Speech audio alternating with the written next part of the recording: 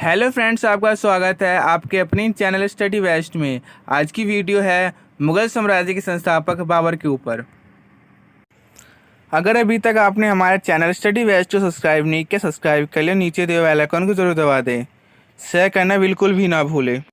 इस वीडियो में मैं आपको बताऊंगा कि भारत उपमहाद्वीप में मुगल वंश का संस्थापक बाबर कौन था, बाबर कौन से वंश से था, बाबर का जन्म कब हुआ, बाबर की मृत्यु कब हुई और कैसे हुई, और बाबर के माता पिता का नाम क्या था, और बाबर के बारे में बहुत सारी जानकारी मैं आपको दूंगा। अगर आप इस वीडियो को अंत तक देखते हो तो इसके बाद आपको कहीं और से पढ़ने की ज़रूरत नहीं पड़ेगी।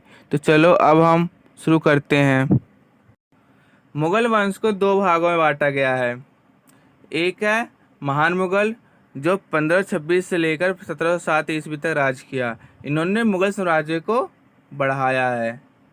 और दूसरा है उत्तरकालीन मुगल, जिन्होंने 1707 ईस्वी से लेकर 1858 ईस्वी तक राज किया। उत्तरकालीन मुगल वो मुगल थे जिनके गद्दी पर बैठने पर धीरे धीरे सारे राज्य जाने लगे हाथ से मुगल के।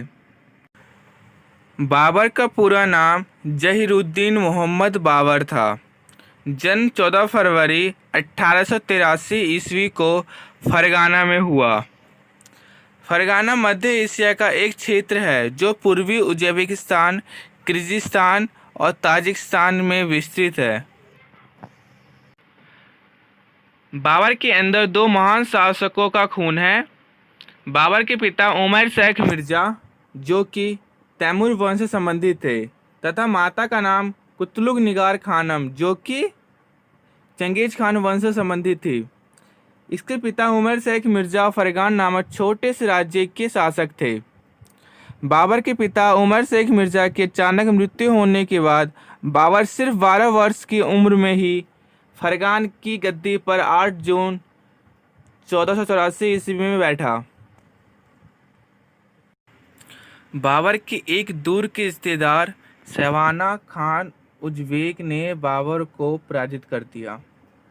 इस कारण से बाबर को फरगाना छोड़ना पड़ा। इस कारणवश वो एक जगह से दूसरी जगह भटकते रहने के कारण इनका जीवन बहुत ही मुश्किल दौर से गुजर रहा था। फिर भी बाबर के कुछ वफादार थे, उन्होंने बाबर का साथ नहीं छोड़ा। कुछ सालों बाद जब उसके दुश्मन एक दूसरे से लड़ रहे थे, तब इस बात का फ़ायदा उठाकर बाबर ने 1502 ईस्वी में अफ़गानिस्तान के काबुल को जीत लिया। उसके बाद पैतृक स्थान फरगान व समरकंद को जीतने में सफल रहा। उसके बाद बाबर मध्य एशिया में अपना साम्राज्य फैलाना चाहा, पर वह फैला नहीं पाया। फिर बाबर की नज़र भारत की ओर पड़ी, पर बाबर ने 1519 से 1523 तक 4 बार भारत पर हमला किया, पर वह भारत की सीमा के अंदर आने में असफल रहा। फिर कुछ सालों बाद राणा सांगा ने बाबर को भारत में आमंत्रित किया। बाबर तो सोच ही रहा था भारत पर आक्रमण करने के लिए, पर राणा सांगा के आमंत्रण के कारण बाबर बहुत ही प्रसन्न हुआ, इसलिए बाबर ने आमंत्रण स्वीकार कर लिया। फिर बाबर भारत आया। वो पानीपत नामक स्थान पर रुका। उसके बाद बाबर और दिल्ली के सुल्तान इब्राहिम लोदी के बीच 1526 ईस्वी में पानीपत का पहला युद्ध लड़ा गया। बाबर के पास सिर्फ 12,000 सैनिक थे और इब्राहिम लोदी के पास 1 लाख सैनिक थे, पर बाबर के पास नए नए तरीके के बंदूकें थे और तोपें थे। इस कारण बाबर की जीत हुई और दिल्ली में 1526 में मुगल वंश की नींव पड़ी। खानवा का युद्ध। इसके बाद बाबर ने राणा सांगा के साथ 1527 ईस्वी में खानवा का युद्ध लड़ा और यह एक निर्णायक लड़ाई रही। इस युद्ध में बाबर की विजय हुई। बाबर को यह युद्ध जीतते ही बाबर उत्तरी भारत का अविवादित शासक बन गया। उसके बाद घाघरा का युद्ध। राजपूतों को हराने के बाद भी बाबर अफगानिस्तान के शासकों को बिहार व बंगाल में राज्य कर रहे थे। उनके विरोध का सामना करना पड़ा। मई 1529 में बाबर ने घाघरा के सभी अफगानों शासकों को हरा दिया। बाबर अब तक एक मजबूत शासक बन गया था जिसे कोई भी हरा नहीं सकता था। इसके पास एक विशाल सेना तैयार हो गई। कोई भी राजा बाबर को चुनौती देने से डरता था। ऐसे में बाबर ने भारत में तेजी से शासन फैलाया। वो देश के कई कोनों में गया और वहाँ उसने लूट मचाई। बाबर बहुत धार्मिक प्रवृत्ति का नहीं था। उसने भारत में कभी भी किसी हिंदू पर इस्लाम अपनाने के लिए दबाव नहीं डाला। बाबर की मृत्यु करीब 48 वर्ष की आयु में 26 दिसंबर 1530 ईस्वी में आगरा में हुई। प्रारंभ में बाबर के शव को आगरा के आराम बाग में दफनाया गया।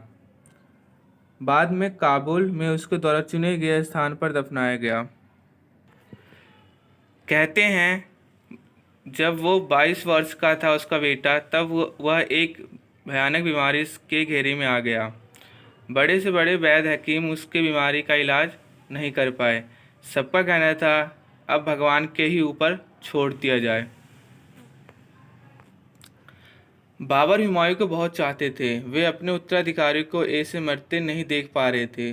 तब उन्होंने एक दिन हुमायूं के पास जाकर भगवान से प्रार्थना की कि वो चाहे उनकी जान ले ले, लेकिन हुमायूं को ठीक कर दे। उसी दिन हुमायूं की हालत सुधरने लगी। जैसे जैसे हुमायूं ठीक होते गया, बाबर बीमार होते गए।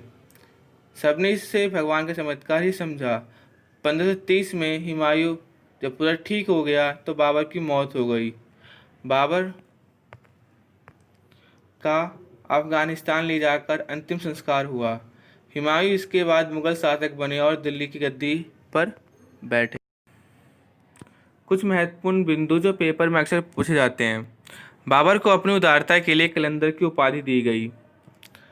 पानीपत के प्रथम युद्ध में बाबर ने पहली बार भारत में तुगलमा युद्ध नीति एवं तोपखाने का प्रयोग किया। इससे पहले भारत में कभी भी तोपखाने का प्रयोग नहीं हुआ था। इस कारण से इब्राहिम लोदी को यह पता भी नहीं था कि कुछ ऐसा होने वाला है। इस कारण से इब्राहिम लोदी को हार का सामना करना पड़ा। बाबर ने 1507 में बादशाह की उपाधि धारण की। बाबर की आत्मकथा तुजुक-ए बाबरी है। बाबर की आत्मकथा तुजुक-ए बाबरी को फारसी में अनुवाद अब्दुल रहीम खान ने किया। बाबर का उत्तराधिकारी हुमायूं था।